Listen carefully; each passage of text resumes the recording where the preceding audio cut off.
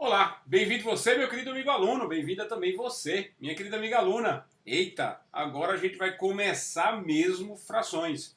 Vamos para os nossos primeiros passos para entender frações, para dominar esse assunto que é de suma importância. Mas você já sabe, né? Depois da nossa maravilhosa vinheta.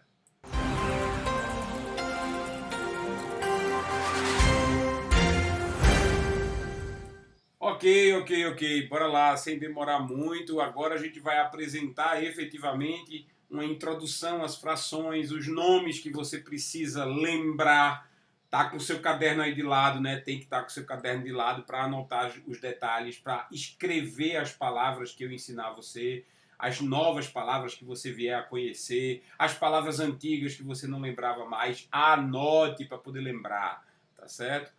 E já sabe, minhas redes sociais, professor João Antônio, estão aqui para você. E se você estiver me assistindo no YouTube, dá um cliquezinho, pede para se inscrever, ativa o sininho, né? Dá um meu joinha dizendo assim, gostei da aula, tudinho, ativa o sininho para dizer, para saber quando vierem novidades, né? Para você entender quando as novidades chegam, ok? Então bora lá, pequeno para vocês. Primeira coisa, olha só, o que é uma fração? Uma fração é uma forma de você escrever um número em cima do outro com um traço. A gente já viu isso lá na aula zero, né? Na nossa aula de apresentação a respeito de como representar uma parte de um todo. A parte fica em cima, o todo fica embaixo, a gente já viu isso, certo? Agora, preste atenção. A gente chama o número de cima de numerador, tá? O número que fica em cima a gente chama de numerador. E ele tem que ser um número inteiro. Obrigatoriamente ele tem que ser um número inteiro. Então é considerado fração, número racional, se você puder representar na forma de uma fração em que o número de cima é inteiro e o número de baixo, que a gente chama de denominador, veja só, anote isso, numerador, o número que fica em cima na fração. Denominador, o número que fica embaixo na fração. Tá certo? O denominador também tem que ser um número inteiro e, mais ainda, ele não pode ser zero. Não pode haver denominador zero em nenhuma fração, tá certo? Isso aqui, se você fizer assim, sei lá, 7 e o zero embaixo, isso não pode acontecer, tá certo? Isso é um erro matemático, não pode acontecer nenhuma fração com o zero na parte de baixo. Anotou isso no caderno? Tá aí anotado do lado? Por favor, anote para você não esquecer isso nunca mais. Não pode haver zero. Qual é a única proibição na fração? A única proibição é o denominador ser zero. Não pode, é proibido, tá certo? Depois a gente vai descobrir por quê, tá? Vamos prosseguir aqui. Por exemplo, essa fração, como é que a gente fala o nome dessa fração? Como é que a gente descreve o nome dessa fração? A gente costuma chamar de, ó, a gente tá vendo aqui que o 4 é o numerador, tá vendo que o 7 é o denominador. Mas a gente não fala assim, né? Eu vou escrever uma fração, 4 numerador, 7 denominador. A gente não fala assim. Na matemática tem várias formas de falar. Quando o professor falar 4 sobre 7, 4 sobre 7. A palavra sobre significa acima, né? Então, o 4 acima do 7. Pronto, 4 sobre 7.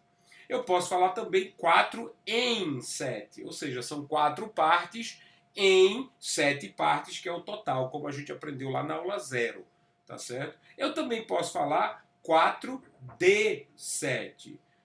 São 4 partes de um conjunto que tem 7 partes. Posso falar assim também. Posso falar também 4 por 7. É um jeito de falar. Você vai ver que em alguns casos na matemática se fala 4 por 7. Tá? E eu também posso falar 4 sétimos. 4 sétimos. Na matemática, a gente costuma usar a primeira e a última. Então, é mais comum que a gente use 4 sobre 7 ou 4 sétimos. As outras a gente também pode usar, mas usa menos vezes, tá certo? Eu gosto mais de usar a primeira, 4 sobre 7, tá? 4 sétimos é uma forma de escrever também, uma forma mais bonita, só que você vai ter que lembrar da forma de nomenclatura dessas frações, certo? Então lembra, só para a gente lembrar aqui, né, um pouquinho. Se eu tiver aqui 3 sobre 5, 3 quintos, certo? Lembrar que o número que está aqui, ele pode ser colocado na sua forma ordinal, né? Na verdade, na sua forma fracionária. Por exemplo, o que é que significa isso aqui? 1 sobre 3. 1 terço. Opa, a palavra terço está aqui, certo? Quinto, ou quintos no caso. 3 quintos, certo? E mais? Tem mais? Tem, ó. 2 nonos. Olha só que legal, nonos. Certo? Quando tem o 2 embaixo, você lembra quando é que tem o 2 embaixo? Por exemplo, 5 sobre 2. 5 sobre 2 a gente usa a palavra meios. 5 meios. Certo? Quando a gente tem esse número embaixo. E quando esse número é maior do que 10, a gente usa normalmente isso, ó. 7 sobre 12. 7 sobre 12, a gente diz 7 dozeavos. Acima de 10, a gente fala 12 avos. Tá certo? Avos. Então, 7 dozeavos ou 7 sobre 12. Limpando aqui para a gente fazer mais um pouquinho. 9 sobre 10. A gente chama de 9 décimos. 9 décimos. 9 sobre 16. A gente chama 9 dezesseisavos, né? Então, 16 avos. Eu tenho ali 9 dezesseisavos de uma caixa de chocolates, né? Eu tenho 9 de 16. Pronto. Essas palavras a gente usa para nomear as frações. Você lembra disso, provavelmente, né? O seu material aí, sua tarefa que eu vou passar já já para você fazer, também tem bastante disso. Bora lá. Uma coisa que ninguém pode esquecer: fração é uma divisão. Ou seja, todas as vezes que você estiver diante de uma fração, você está diante de uma divisão. Tá certo? Portanto, a operação de fração, ela representa uma divisão. O numerador está sendo dividido pelo denominador. O numerador está sendo dividido pelo denominador. Ok? Isso significa que você pode transformar uma fração em um número decimal. Você pode transformar uma fração em um número racional. Daí o nome, número racional, né? Ele pode ser escrito na forma de fração.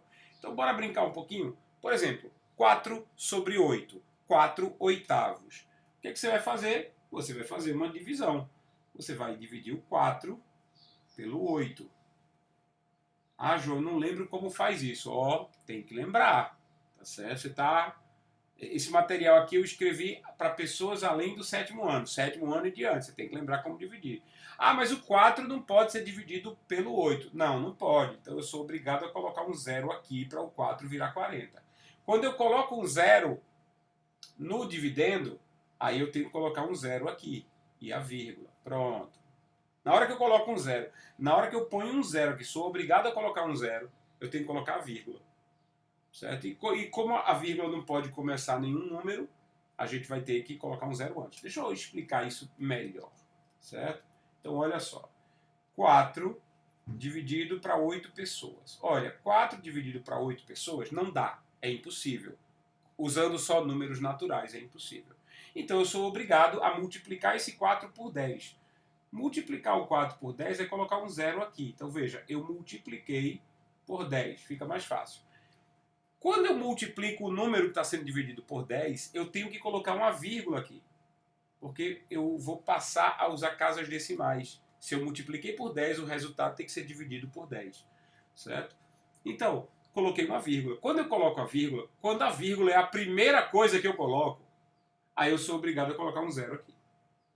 Porque nenhum número começa com a vírgula. O número, se a vírgula é a primeira coisa que tem no número que vai ser respondido, então tem que ter um 0 antes.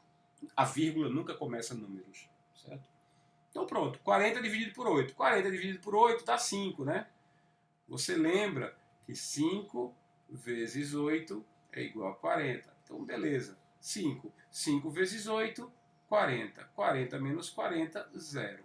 Não tem mais nenhum número para baixar, então Tá certo, é isso. 0,5. 4 dividido por 8 é 0,5. Certo? Tranquilo? Veja, esta fração é uma representação, uma forma de escrever o número 0,5. Então, o número 0,5 ele é racional. O número 0,5 ele é racional. Por quê? Porque ele pode ser representado na forma de fração. Acabamos de ver isso. Bora lá.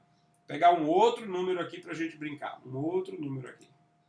6 dividido por 2. Poxa, essa é muito fácil, né? 6 dividido por 2. Dá para dividir? Dá. Isso dá 3. 3 vezes 2, 6. 6 menos 6, 0. Resposta 3. Ou seja, essa fração representa o número 3. 6 dividido por 2 é o número 3. Fácil, muito tranquilo. Vê.